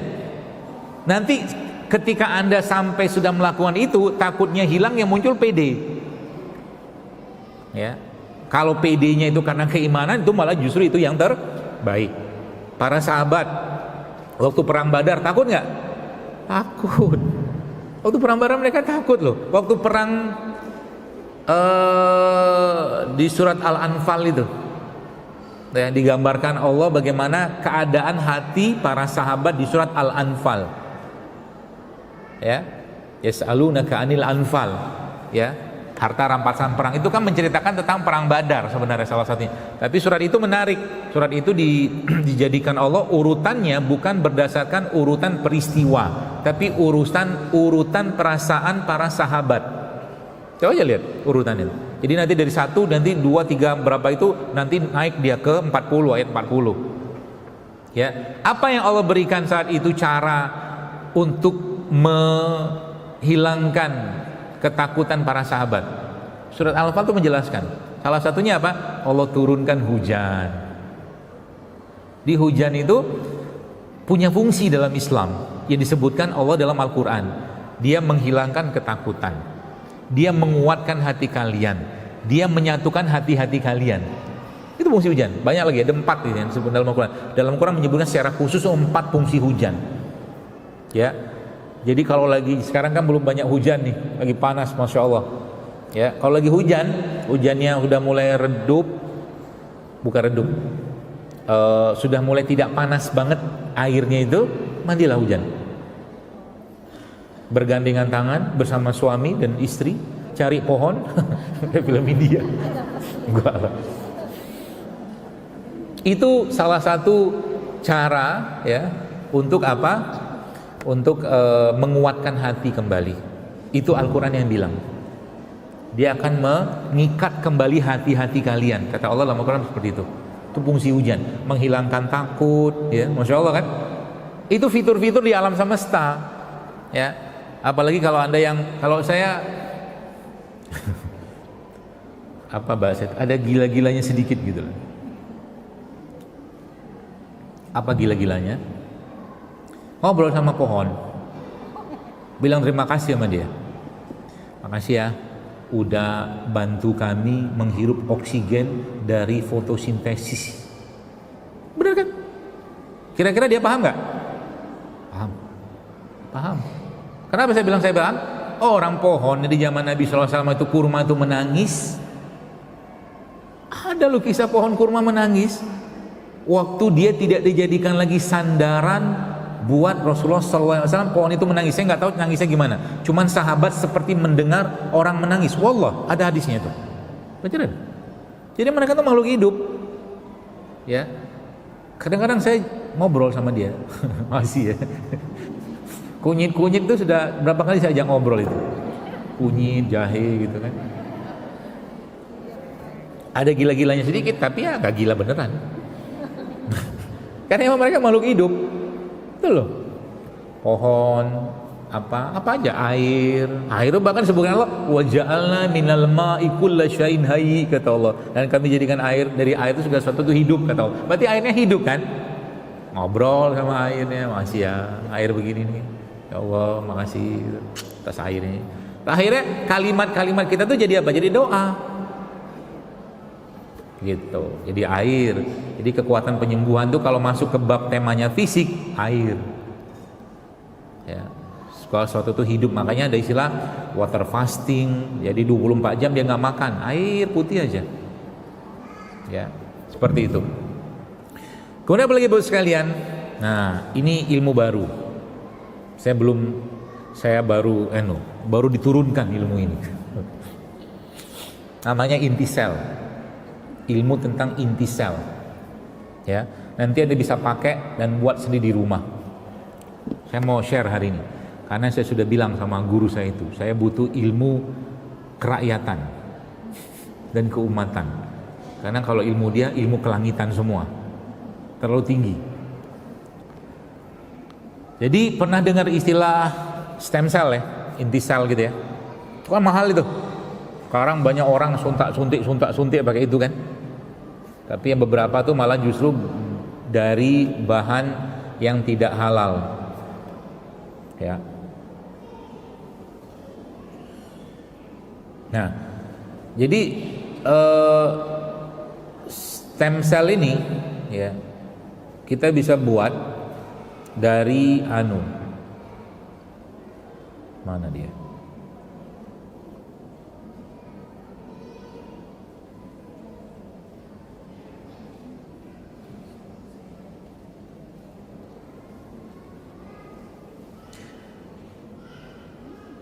Dari buah-buahan. Ya, buah-buahan. Buah apa aja? Ya apa aja? Mangga boleh, apa lagi? Buah naga boleh, melon boleh, macam-macam aja buahnya Anda ambil. Kemudian buah itu Anda blender. Tapi harus banyak soalnya. Kalau mau total itu karena dapatnya sedikit, ya. Totalnya 10 kiloan. Cari buah-buah murah aja, ya. Yang buah-buah murah kan tidak terlalu banyak menghabiskan anggaran. Lalu di blender buah-buah itu, kemudian ditunggu sampai 3 sampai 8 jam. Paham ya? Pakai air nggak? Pakai lah, kan di blender. Wih, banyak pertanyaan. Kemudian blender udah harus ditunggu 3 sampai 8 jam. Nanti misalkan 5 jam lah gitu kan. Lalu Anda lihat di atasnya buah itu nanti sudah mulai terpisah tuh bagian-bagiannya, ya kan? Saya umpamakan ginilah nih blenderannya itu. Karena nggak ada yang ngambil airnya buat dikasihin, ya udah saya minum aja. Nanti si buah itu kan numpuk tuh di bagian atas, buih-buih segala macam. Nah, bagian atas itu akan ada cairan putih bening, ya betul? Itu Anda sedot pakai bukan sedotan, pakai jarum suntik itu loh.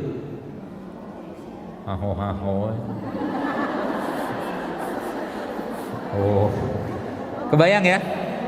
Itu stem cell-nya. Dikit banget. Kalau saya belum ngerjain, tapi saya sudah kasih ilmunya. Saya turunkan kepada Anda. Itu stem cell.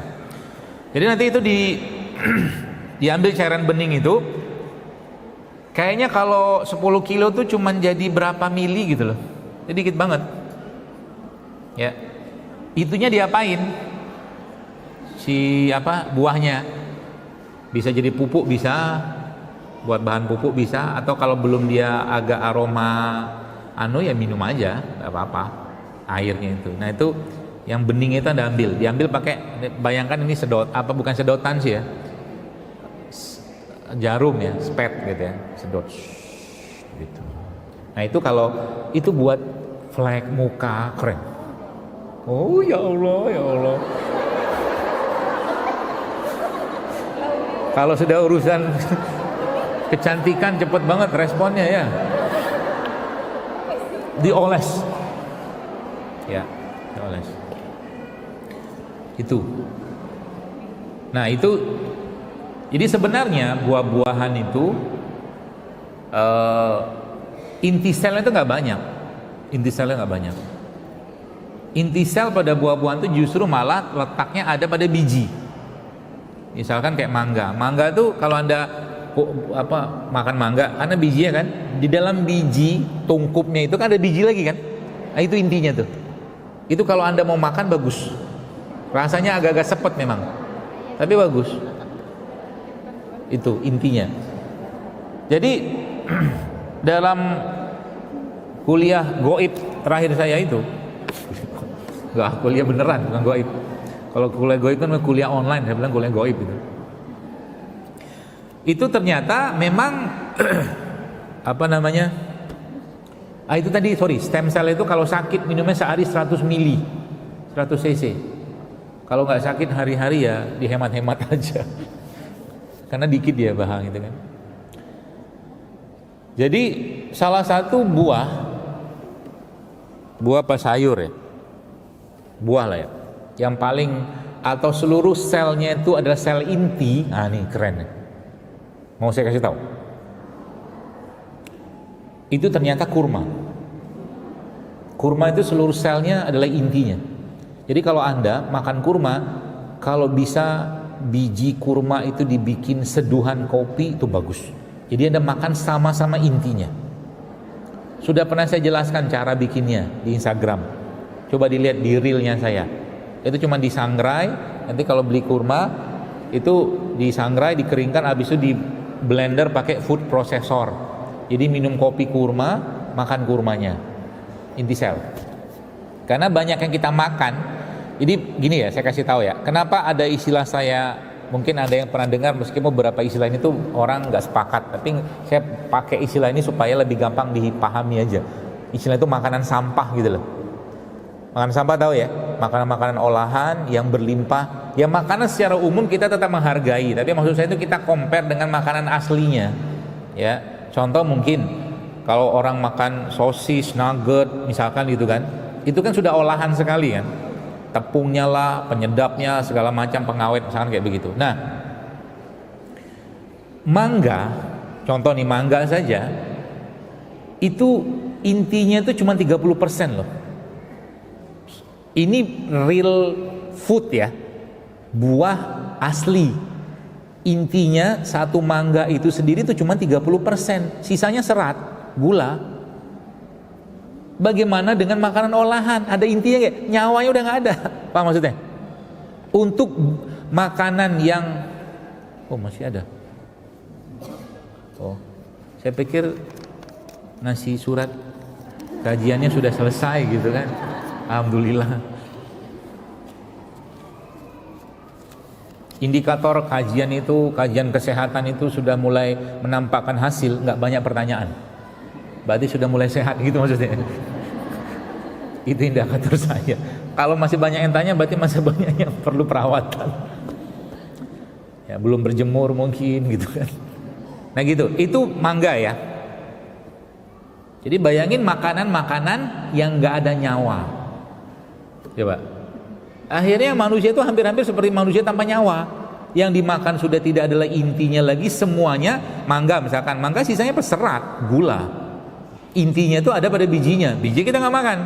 Jadi kalau orang makan jus mangga, mangganya cuma satu kerok, satu sendokan, ada airnya, kasih gulanya, kasih kental manisnya, makan apa itu gitu loh.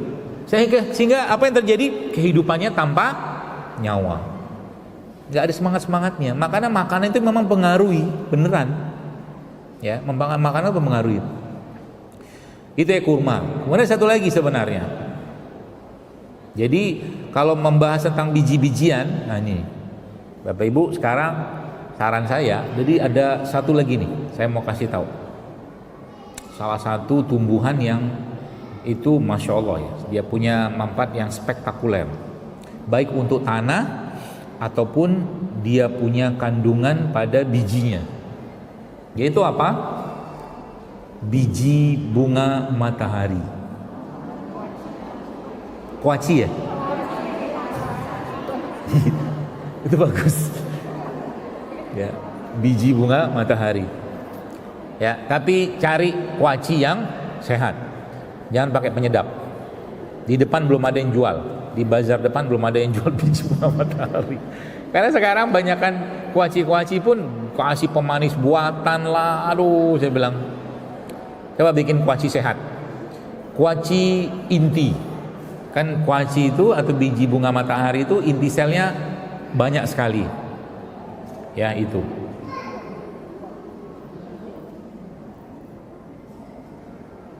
Jadi nyawa makanan itu atau nyawa sayuran atau buah-buahan itu ada pada bijinya.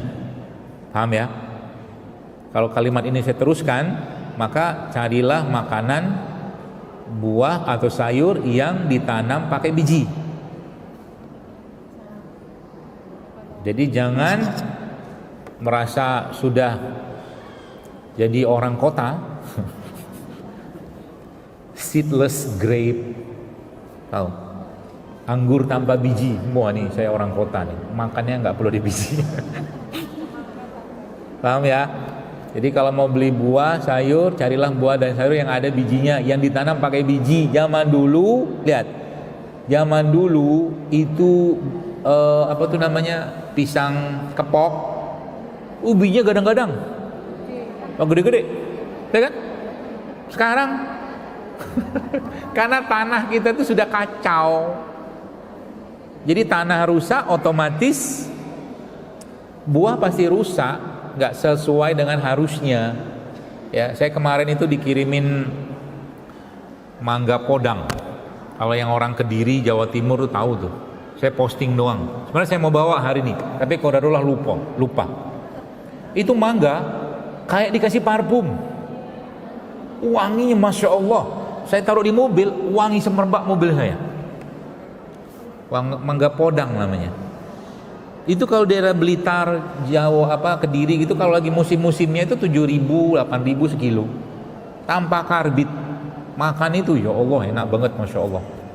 Ya kemarin masih ada di rumah sedikit, tapi saya mau makan sendiri. Kenapa saya makan sendiri? Karena sudah saya banyak bagi ke orang. Ya, jadi nggak bagi-bagi buat Anda lagi. ya. Gitu ya. Nah itu aslinya begitu. Ya, makanan-makanannya inti. Nah, makanya tadi kan ada kuaci tuh.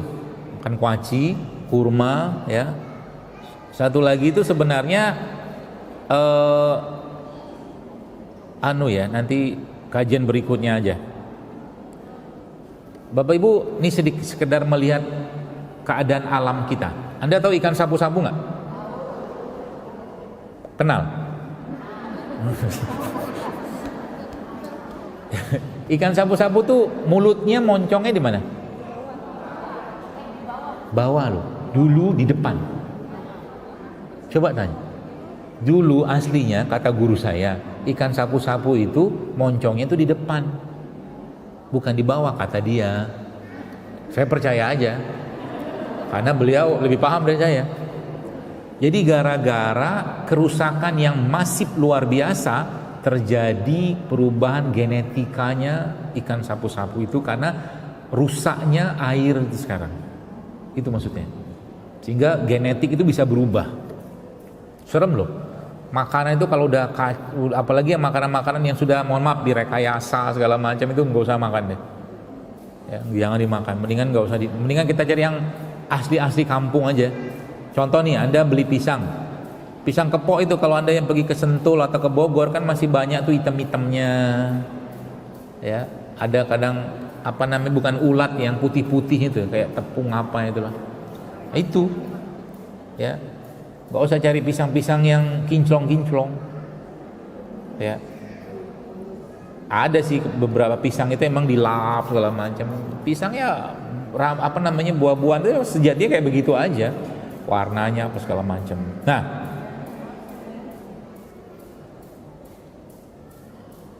apa lagi ya?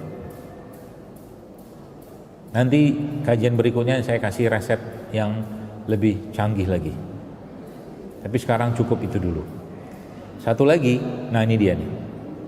Satu lagi ini dari kemarin beberapa waktu itu yang saya dapatkan ya dari beliau itu, salah satu sumber gini. Kalau kita bicara tentang penyembuhan ya, kalau babnya tentang penyembuhan, maka kita butuh bahan-bahan bakunya. Ya, bahan baku tadi secara inti sel segala macam saya jelaskan tadi. Kemudian dari biji-bijian. Jadi biji-bijian itu Anda mulai perbanyak makan. Ya, termasuk ada satu bunga yang dia punya antioksidan tinggi, inti selnya juga banyak, dan dia juga punya efek relaksasi. Ya, ada dua nih. Ini coba Anda nanti mulai konsumsi. Yang pertama itu bunga lawang, yang bintang itu star anis, ya kan? Satu itu. Yang kedua bangle. Bangle tahu ya? Itu saya dulu awalnya menduga salah satu rimpang terbaik itu adalah kunyit.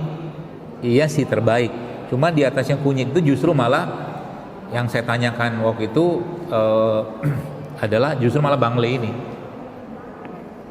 Rasanya agak-agak pahit sih. Ya. Dulu biasanya bangle itu digantung. Betul ya? Buat ngusir makhluk-makhluk gitu kan? Iya betul nggak? Anda tahu kenapa nggak? Karena memang dia punya aromanya itu. Nah, aromanya itu memang efek aromatiknya itu tuh kuat. Jadi nggak disukai oleh makhluk-makhluk itu gitu loh. Intinya itu. Jadi bukan karena banglenya itu punya kemampuan magis dia ngusir makhluk, bukan. Gantungannya kayak begitu. Ya, bangle itu.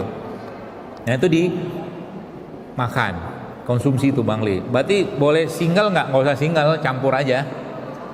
Anda bikin ramuan, ada banglenya, ada tadi bunga lawangnya, ada kunyitnya, ada jahenya, campur aja, nggak apa-apa. Ya, makannya sama bakwan. Saya kadang-kadang hampir putus asa gitu, mengajak orang untuk mengurangi gorengan. Hampir-hampir, tapi saya tidak akan pernah putus asa. La taqnatu min rahmatillah, kata Allah. Jangan kau putus asa di rahmat Allah. Pada satu titik mereka akan sadar, gitu. Itu kabar baik dari Allah, begitulah, gitu kan. Gitu ya. Kita sampai jam 11, sedikit lagi.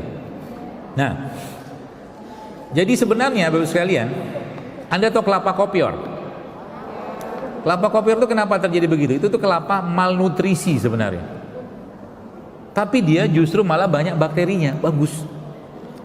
Dan dia kan sebenarnya bukan kelapa yang diambil kemudian dikopiorin, kan nggak gitu. Memang dari sononya udah kopior, ya kan? Nah itu bagus itu, buat asupan bakteri dalam pencernaan kita. Sayang di depan nggak ada yang jual. Di depan ada bazar, nanti main-main lah ke depan.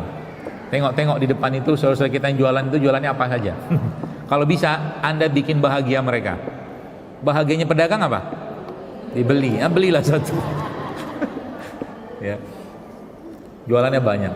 Ini saya pengen nanti ke depan tuh kita sudah mulai kajian-kajian gitu kan, ada bazar-bazar sehatnya, nanti bikin komunitas sehatnya, gitu keren kan? Jadi pelan-pelan kita bener ini urusan makanan yang dibahas secara khusus dalam Quran. Beneran loh. Ya.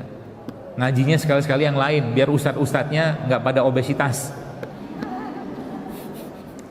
Saya sering bilang gitu kan beberapa teman-teman ustadz, gimana nggak gemuk, malam habis kajian diajak makan, makannya nasi, habis itu makan macam-macam lah gitu kan, ini gemuk lah ustadz. Akhirnya ustadznya nauzubillah min dzalik umur 40-45 tahun sudah kena diabetes. Itu bisa jadi ada kontribusi jamaah itu. Ngasih makannya nggak beres. Gitu. Sehingga nanti, nah ini ide nih, ide. Ya, siapa tahu Masjid Darussalam mau bikin idenya. Jadi ada subsidi-subsidi pangan sehat kepada para ustadz. Betul. Setiap bulan dikasih beras organik ustadznya. Boy, itu bersedekah makanan itu Masya Allah pahalanya besar loh, sampai memadamkan api neraka kata Nabi SAW. Ya, kasih di tiap bulan ada ustadz-ustadz, maka dia ngajar di sini gitu kan. Nggak usah saya, kalau saya banyak gak makannya. Jadi kasih di agarin untuk bikin tuh, kasih beras organik, sayur organik apa, sehingga nanti makin sehat si ustadznya. Ya, dikasih tiap bulan itu misalkan atau per minggu misalkan itu kan di stokin rimpang di rumahnya atau dibikinin. Jadi ustadznya sehat. Ya, nggak datang ke masjid misalkan beliaunya jalannya susah gitu kan gara-gara dengkulnya sakit. Nah, Anda lihat begitu, Anda bikinin bone broth, kaldu tulang buat ustadz, kan keren gitu loh. Karena banyak, saya ngomong gini itu bukan nggak ada fakta, banyak yang umur 30 tahun sudah gagal ginjal, banyak, beneran loh. Ya, jadi urusan makanannya bukan urusan sepele sebenarnya. Ya makanya saya semangat banget. Kenapa? Ini tuh hajat banyak orang. Jadi kalau kita sampaikan ya Masya Allah ya. Nah terakhir, kelapa itu, ini ada ilmu kelapa, perkelapaan. Nanti kalau saya nggak baca nggak apa-apa ya pertanyaannya. Mau dibaca pertanyaannya atau dijawab atau mau ilmunya? Alhamdulillah. Oke. Nanti saya baca sebagian. Jadi kelapa itu kan punya bakteri dalamnya. Ini ilmu baru lagi nih. Jadi kelapa yang paling bagus bakterinya itu kelapa kopior. Ya. Terus kelapa yang di bawahnya itu yang paling tidak bagus, kelapa yang diapain? Kelapa yang dibakar. Saya nggak habis pikir itu orang dapat dari mana ceritanya orang ngebakar kelapa muda. Yang ada yang jual sini kan? Bu, Pak, ya, yang namanya kelapa itu enzim, ya, enzim itu sangat sensitif dengan panas. Dimasak dalam gentong segede-gede gaban itu, dalam api yang sangat besar, rusaklah enzimnya, gulanya naik. Macam mana ceritanya itu? Ya, jadi jangan dibakar lah. Nah, justru malah kelapa itu yang kandungan bakterinya sudah mulai memuncak dan sangat baik adalah kelapa. Jadi gini, termasuk juga kalau saya pribadi sih ya. Anda pernah minum kelapa hijau nggak? Rasanya apa? tawar. Berarti aktivitas bakterinya nggak banyak di situ. Jadi sebenarnya kelapa hijau itu boleh nggak? Ya boleh, tetap dia khasiat standarnya tetap ada. Khasiat standar kalau Anda buka datanya ada, tetap ada. Cuman sebenarnya semakin banyak aktivitas bakteri di situ, maka akan semakin terjadi hasil di sana. Hasil itu maksudnya apa? Kalau kopior itu kan karena aktivitas bakterinya kencang sekali itu. Ya, kita nggak kelihatan bakterinya tapi. Ya. Nah, yang justru malah yang kita kalau mau kejar kelapa muda itu adalah kelapa muda yang menjelang tua. Itu kan sering saya bilang tuh yang ada gas-gasnya itu loh. Itu bagus mineralnya, itu paling top itu. Sebelum dia beranjak tua. Paham ya?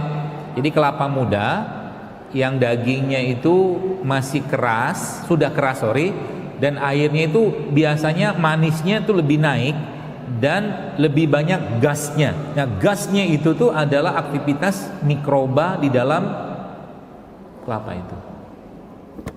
Nanti coba, di depan nggak ada yang jual kelapa kan? Nggak ada.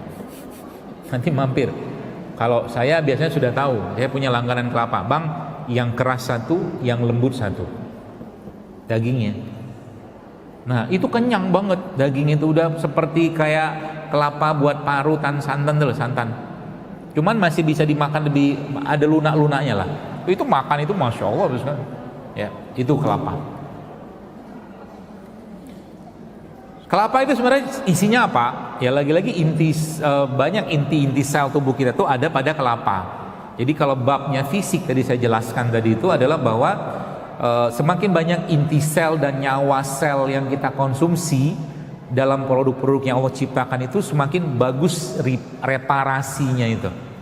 Ya, kelapa tadi ada mungkin bunga lawang, bangle apa gitu-gitulah. Termasuk biji-bijian tadi itu. Contoh biji-bijian apa? Ya macam-macam lah. Ya biji habatus sauda, ya. Termasuk juga nih, saya mau kasih resep buat skincare. Saya tahu skincare, cuma saya nggak mau saya share aja, ya Bu. Buat skincare, biar melembutkan, menghaluskan, mengkinclongkan. Bahan bakunya cuma 2. Yang pertama rumput laut. Di online banyak, saya udah beli 2 kilo murah. 2 kilo beli rumput laut kering ya. Beli rumput laut kering itu orang-orang barat bilangnya sea moss. Itu salah satu produk yang sangat tinggi, bahkan lebih dari, kalau dari beberapa tulisan saya baca itu lebih dari 80-an mineral ada pada rumput laut itu. Dan tubuh kita ini kan kita punya organ, sel semua itu kan butuh mineral. Ya, ada satu buku yang saya pernah baca itu judulnya Mineral Fix. Salah satu yang sangat dia sarankan itu adalah menggunakan rumput laut. Nah, rumput laut itu Bapak sekalian, nanti Anda ambil secukupnya, lalu Anda ambil biji habatus sauda. Anda tumbuk. Ya, hancurin dulu, nanti di blender sama rumput laut tadi kasih air. Atau kalau nggak air juga banyak-banyak supaya nanti jadi gel. Kebayang nggak? Habatus sauda mungkin ya 1-2 sendok makan, masukin dalam blenderan yang kecil, besar juga nggak apa-apa, supaya airnya jangan banyak-banyak. Rumput laut dimasukin, nanti dia bentuknya jadi gel. Nah, gel itu bisa Anda buat ini muka, buat rambut juga bagus, nyuburkan rambut gitu-gitulah ya.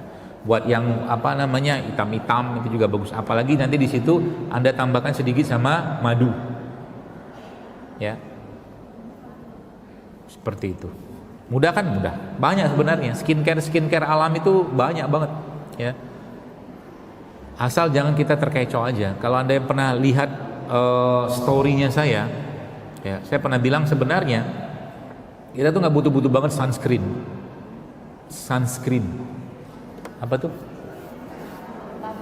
Kita tuh kan tabir surya. Kalau temanya menurut saya pribadi ya, kalau temanya tuh urusan nanti ini ozon bolong apalah segala macam gitu, yang paling banyak kena kanker itu petani-petani di sawah itu lah, yang kadang-kadang mereka nyangkul pakai baju. Betul gak? Tubuh kita itu ketika sinar panas semakin banyak, melatonin yang melindungi kulit itu semakin banyak juga dihasilkan. Itu otomatisasinya, bukan dikasih sunscreen. Gitu. Kalau pakai sunscreen, cari sunscreen yang natural. Coba lihat sunscreen itu isinya apa? Kimia lagi, sintetik lagi gitu loh. Tiap hari begitu aja, ketakutan dengan sinar matahari. Ya.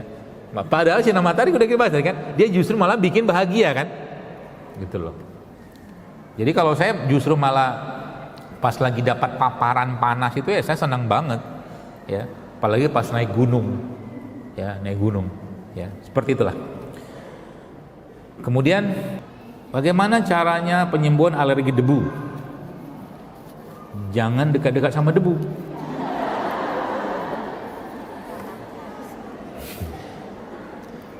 Sebenarnya alergi itu bab yang insya Allah ya, bukan saya meremehkan, itu simple banget sebenarnya, beneran. Karena kata kuncinya pada alergian itu adalah pada pencernaan, udah itu aja.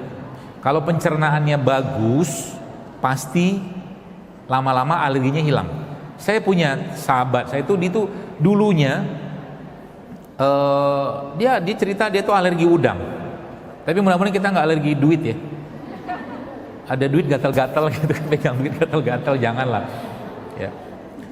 Jadi dia cerita itu alergi udang loh sekalian. Subhanallah, akhirnya karena ngerti ilmunya, sekarang bisa makan udang, sejadi-jadinya dia makan udang. Bisa. Ya. Kuncinya di mana? Nah, ini kuncinya nih. Kuncinya Anda harus bersihkan usus. Ya, bersihkan usus itu caranya banyak. Dulu pernah saya jelaskan di sini. Cara paling gampang namanya enema. Enema kolon.